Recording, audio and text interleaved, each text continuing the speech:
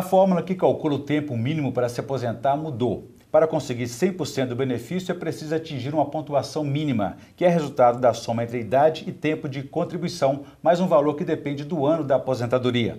Veja como foi a mudança e como isso altera o seu tempo. O que deve ser feito para conseguir a aposentadoria integral? Esses são os principais temas de hoje do Pensamento Jurídico, uma produção da Associação dos Magistrados Mineiros, a AMAGES.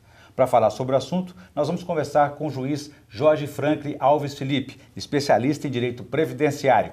Ele foi magistrado por 24 anos e passou por 4 comarcas: João Monlevade, São Domingos do Prata, Muriaé e Juiz de Fora, e se aposentou há 12 anos. Doutor Franklin, obrigado pela presença mais uma vez aqui no Pensamento Jurídico. Prazer recebê-lo. É uma alegria estar aqui com vocês. Muito bem, muito obrigado. Nós teremos também no programa de hoje os quadros Pensamento Literário, que só fará indicações de leitura para os nossos telespectadores no terceiro bloco. No segundo bloco, estudantes me ajudarão a entrevistá-lo da Faculdade de Direito. Bom, portanto, hoje da Faculdade de Direito, 3 estudantes me ajudarão a entrevistá-lo. Doutor Franklin, vamos iniciar nossa conversa sobre a questão previdenciária aí, essas mudanças que foram feitas. O que mudou e por que mudou esse cálculo na aposentadoria? Inicialmente é preciso compreender que a emenda constitucional número 20, ela provocou profundas mudanças no direito previdenciário brasileiro ao estabelecer para o regime próprio de previdência social, que é o regime dos servidores públicos, a idade mínima para se aposentar. Então, lá no regime próprio, nós temos uma idade mínima para se aposentar. Como não se logrou aprovar, por ocasião da votação da emenda constitucional número 20, a idade mínima para o regime geral de previdência, que é o da iniciativa privada, a cargo do INSS, o caminho buscado pelo governo foi a criação do fator previdenciário. Então, o fator previdenciário foi, na verdade, uma alternativa buscada para evitar a imposição de uma idade mínima para a aposentadoria dos empregados do setor privado. O fator previdenciário funciona da seguinte forma: nós pegamos, em primeiro lugar, as remunerações do segurado. Num segundo momento, nós fazemos uma média dessas remunerações e alcançamos o chamado salário de benefício. E depois, sobre esse salário de benefício, que é a média das remunerações, nós vamos aplicar um coeficiente, que é o chamado fator previdenciário. Então, o fator previdenciário, portanto, é um coeficiente que nós aplicamos sobre a média das remunerações do segurado. Esse fator pode ser positivo ou pode ser negativo. Se ele for positivo, o benefício será superior à média. Se ele for negativo, o benefício será inferior à média. E essas mudanças no Congresso, depois da medida provisória da presidente Dilma Rousseff, tornou o fator previdenciário alternativo. Existe agora o outro fator, 85/95. Como é que é isso? Explica para nós, por favor. Veja bem, o fator previdenciário é uma fórmula matemática. Essa fórmula matemática ela leva em consideração a expectativa de vida, a idade do segurado e o tempo de contribuição. Então, é uma fórmula que você aplica. Então, hoje, por exemplo, nós teríamos que, por essa fórmula matemática, nós teríamos que, aproximadamente com 64 anos de idade e 35 anos de contribuição, um homem teria uma aposentadoria com fator previdenciário positivo. É uma fórmula, ela não existe em dados fixos, como o governo pretendeu estabelecer. Ela é usada para reduzir a aposentadoria. Para reduzir para quem ou quiser se aumentar a aposentar aposentadoria antes da hora, não é isso? Sim, para quem se aposenta antes da hora, ela é utilizada para reduzir. Só que houve, durante muito tempo no Congresso, a busca de uma solução para tornar o fator previdenciário menos agressivo. Como não se tem como acabar com o fator previdenciário, busca-se então uma alternativa. E uma das alternativas foi a fórmula 85/95. O que significa exatamente? O que quer dizer isso?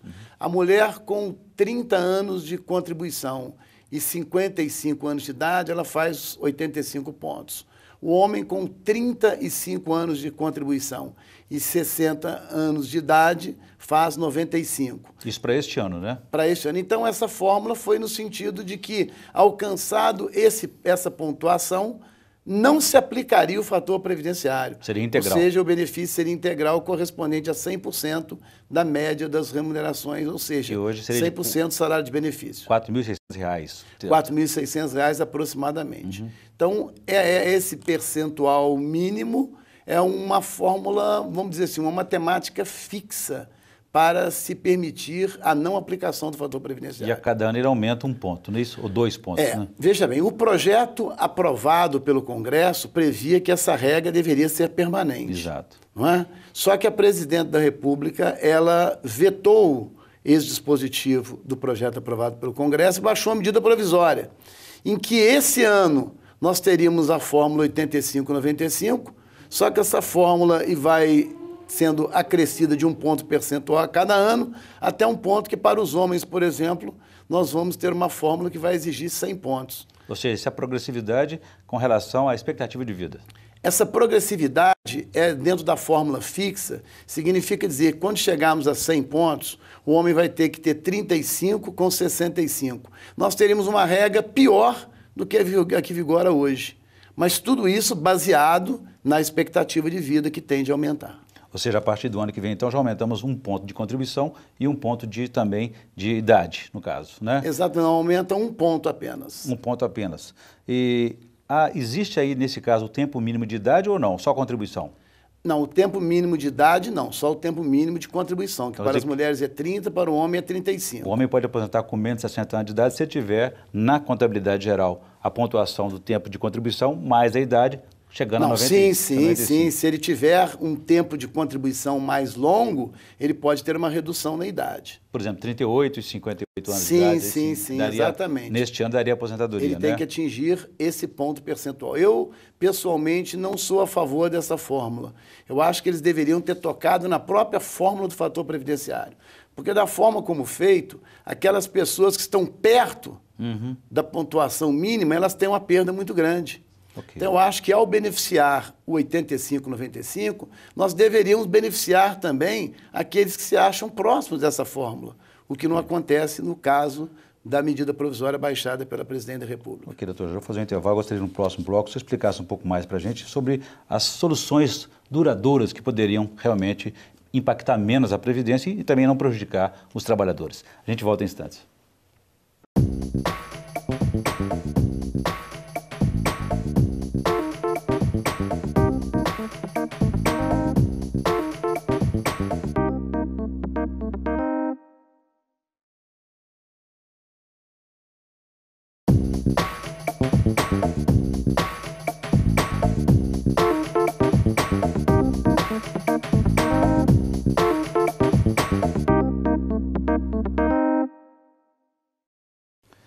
Estamos de volta com o Pensamento Jurídico, uma produção da Amages. Participe de nosso programa pelo e-mail pensamento@amages.com.br. pensamento@amages.com.br. Hoje estamos discutindo as mudanças na aposentadoria. Nosso entrevistado é o juiz Jorge Franklin Alves Felipe, especialista em direito previdenciário.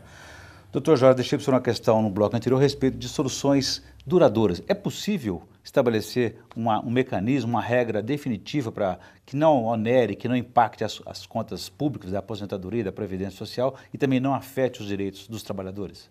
No serviço público, buscou-se a idade mínima. A idade mínima no serviço público é um mecanismo para evitar aposentadorias precoces. Na iniciativa privada, buscou-se o fator previdenciário. Eu acho que o caminho está exatamente no meio termo, em atenuar o impacto do fator previdenciário. Não extinguir o fator previdenciário propriamente, mas atenuar o seu impacto, ou seja, estabelecer fórmulas que sejam mais flexíveis e possam realmente estimular também o trabalhador e não lhe trazer grande prejuízo. A atual formulação do fator previdenciário realmente é bastante prejudicial. Nós vemos muita gente aí com benefícios em torno de 60%, 65%, 70% da média, ou seja, perdas de 20%, 25%, 15%, que realmente são perdas substanciais. A gente entende que atenuar o fator previdenciário é importante para maior estímulo à classe dos trabalhadores. Sem entrar no mérito de irregularidades do sistema, né? Fala-se muito dessa expectativa de vida. Qual que é ela hoje e como é que a gente pode se precaver, se organizar perante isso? Porque a vida tem um futuro incerto também, né? As expectativas de vida são baixadas de acordo com tabelas próprias, não é, do IBGE, e elas trazem alterações no fator previdenciário. Toda vez que a expectativa de vida modifica, a fórmula do fator previdenciário, também a aplicação dela na prática, modifica. porque um dos componentes da formulação do fator previdenciário é a expectativa de vida. Então, se nós tivermos uma expectativa de vida muito elevada, a tendência é o fator previdenciário ser mais prejudicial. Em condições normais, teríamos uma expectativa de vida mais longa, né? Sim, em condições normais, com os desenvolvimentos da ciência, da... Agora, doutor Jorge Franco, quanto que é que a pessoa deve se orientar sobre a hora de usar o fator previdenciário ou esperar esse fator 85, 95? Como é que a gente se orienta a respeito disso? Hoje existe uma correria, porque como a medida provisória estabeleceu 85, 95 para esse ano, basicamente, não é isso? Porque depois nós vamos ter aí um acréscimo de 1 ponto percentual, evidentemente que a maioria das pessoas estão tentando utilizar a medida provisória, não é? Para que possam se precaver aí, para se garantir. Eu tenho muito temor de medida provisória. Ela não foi ainda transformada em lei, mas eu acredito que, ou aposentar-se agora ou depois, eu entendo que a atenuação do fator previdenciário é algo irreversível.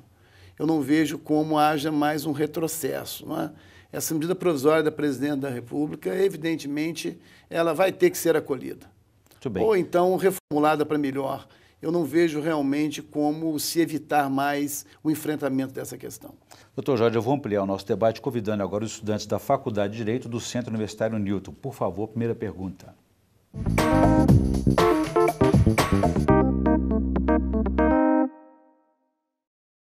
Eu gostaria de saber o que acontece com um dependente de pensão por morte previdenciária se ele se torna inválido após a morte do segurado.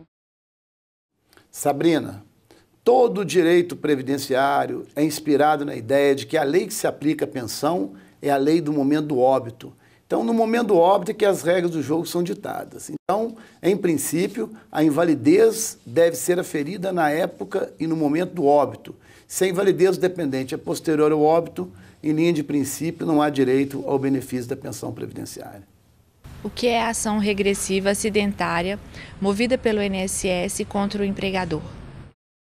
Ô Heloísa, a ação regressiva acidentária é aquela ação em que o INSS busca da empresa que teve um acidente de trabalho por culpa ou negligência dela a reparação dos prejuízos causados. Ou seja, a empresa, por descumprimento das normas de segurança, ocasionou um acidente que resultou em invalidez do empregado e o INSS teve que pagar a conta. Então, nada mais justo que o INSS busque se ressarcir desse prejuízo junto à empresa, junto ao empregador, através de uma ação de regresso. Quais são as principais repercussões que a aposentadoria por invalidez produz no contexto do trabalho? É extremamente complexa essa situação.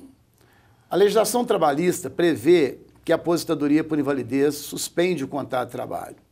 E a legislação previdenciária prevê hoje que a aposentadoria por invalidez não é definitiva. Ela já foi definitiva, mas hoje ela não é definitiva mais. Embora, aos 55 anos, não haja mais necessidade de processo de reabilitação do empregado.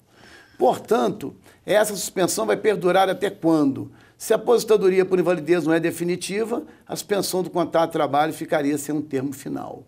Eu, pessoalmente, entendo que a partir do momento em que essa aposentadoria por invalidez poderia ser transformada em aposentadoria por idade, ou seja, para o homem aos 65 anos e para a mulher aos 60 anos, não mais se justifica realmente a revogação do benefício. Se a aposentadoria pode ser transformada em aposentadoria por idade. Ademais, é inviável, é impraticável, é injusto que se submeta um homem de 65 anos ou uma mulher de 60 anos a processo de reabilitação profissional para voltar ao mercado de trabalho.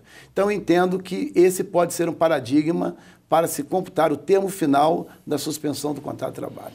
Muito bem, agradeço então a participação dos estudantes da Faculdade de Direito do Centro Universitário Newton. Doutor Jorge Franco, o senhor falou sobre a questão de aposentadoria e validez definitiva ou não. Com tantas mudanças, tivemos o fator previdenciário como definitivo, deu agora a medida provisória, daqui a pouco o governo está pensando em fazer novas mudanças mais duradouras. Com essas idas e vindas aí, uma pessoa que se aposentou numa condição, ela pode depois reivindicar a revisão do benefício, porque foi maior ou menor? Tem condições de, é o que eles chamam de desaposentação, não é isso? A desaposentação ainda não foi julgada pelo Supremo, ainda está em fase de decisão final do Supremo. Ou seja, a pessoa que se aposenta, ela não pode mais se aposentar outra vez, Para que ela possa se aposentar outra vez, é preciso que ela renuncie à primeira aposentadoria e é isso que o Supremo está apreciando. Ok. Fazer um intervalo, eu gostaria que no próximo bloco o senhor falasse um pouco mais sobre a questão da desaposentação e a resistência que a Previdência Social tem a esse tema e também sobre as mudanças impostas aí pelo pacote fiscal que mexeram com a pensão pós-morte. A gente volta em instantes.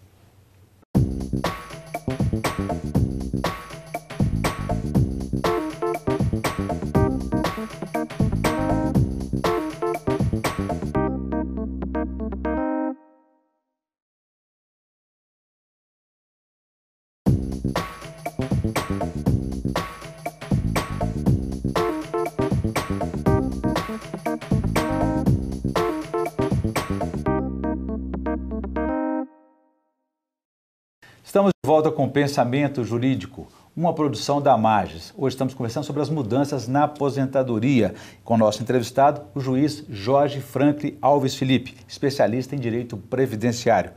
Doutor Jorge Franklin, no bloco anterior a gente começou a falar um pouco sobre desaposentação. Ela sempre acontece, tem que ser sempre pela via judicial? Desaposentação hoje pela via judicial, porque há um dispositivo na lei, no decreto que regulamenta a Previdência, no sentido de que as aposentadorias são irreversíveis. Aposentadoria por tempo de contribuição é irreversível.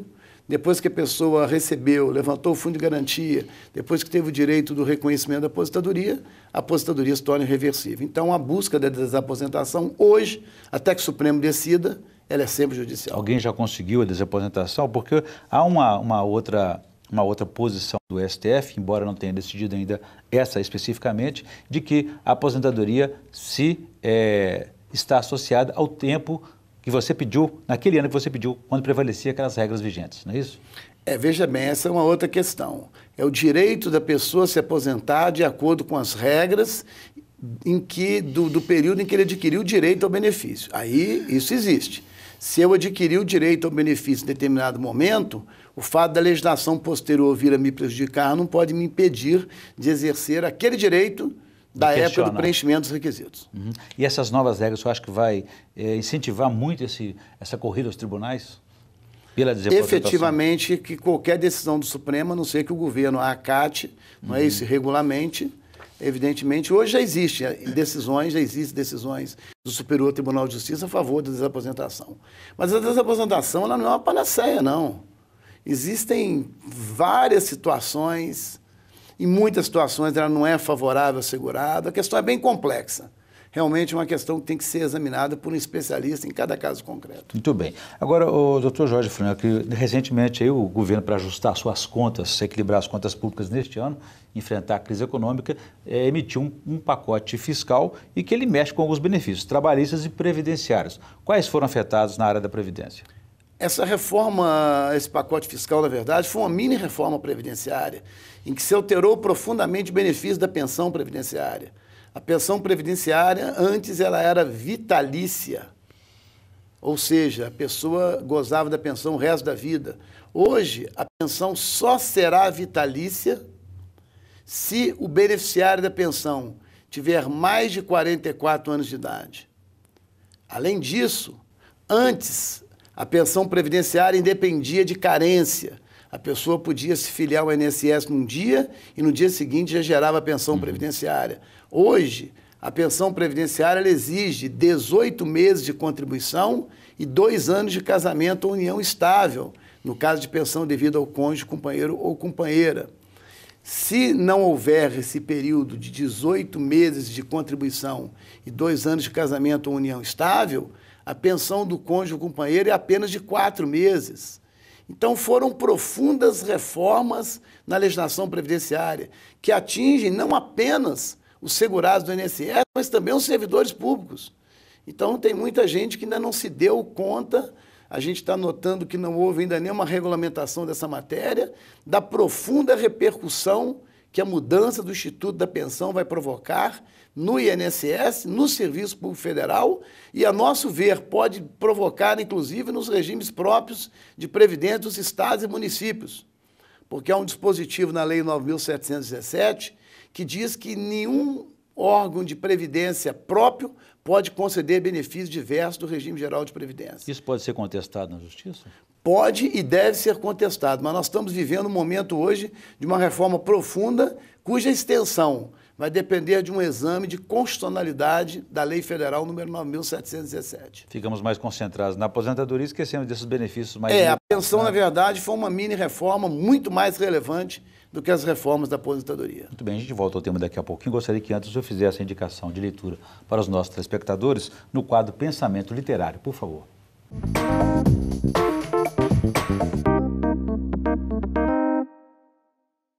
A gente agora vai trabalhar um pouquinho com o passado. Eu vou me lembrar de um autor que já foi, hoje, praticamente esquecido. Ele é um autor realmente da época do meu pai. Meu pai era um amante desse livro, que é o Dale Carnegie, que é Como Evitar Preocupações e Começar a Viver, que tem uma versão mais resumida e atualizada, que é essa obra que eu lhes apresento.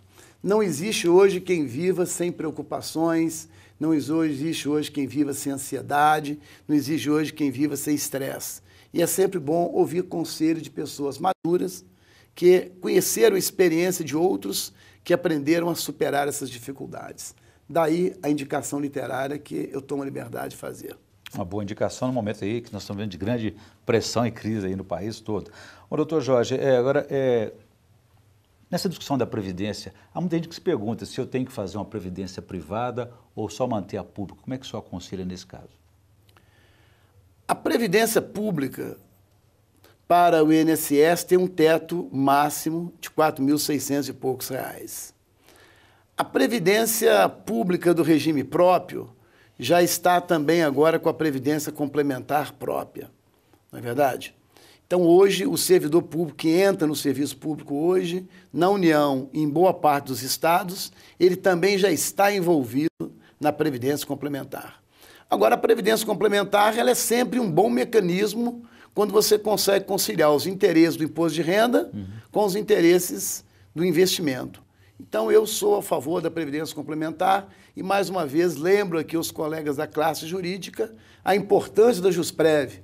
Vamos nos lembrar que nós temos uma importante entidade de Previdência Complementar, da qual já tive o prazer de ser conselheiro, já não integro mais, mas é sempre bom lembrar da JusPrev, que é uma entidade de Previdência Complementar voltada para as carreiras jurídicas. Há quem alegue que não tem condições de pagar uma outra previdência privada, por exemplo. Pode fazer um investimento na própria Previdência Pública, ou seja, aumentar o número de contribuições, pagar a mais? Tem algum sentido isso? A Previdência Pública ela tem regras próprias de acordo com cada ente federado, não é isso? Então, realmente, as pessoas que quiserem investir a mais deverão fazê-lo através de entidades privadas de previdência. Mesmo porque a grande vantagem da Previdência Pública é o aporte do empregador, é o aporte do Estado, não é isso? Que não existiria se houvesse a possibilidade de contribuições a maior. Volta e meia, o sistema se manifesta aí em condições precárias. O sistema está falido, não está falido. Por que o sistema não pode ser permanente? O que acontece com as contas públicas nesse caso?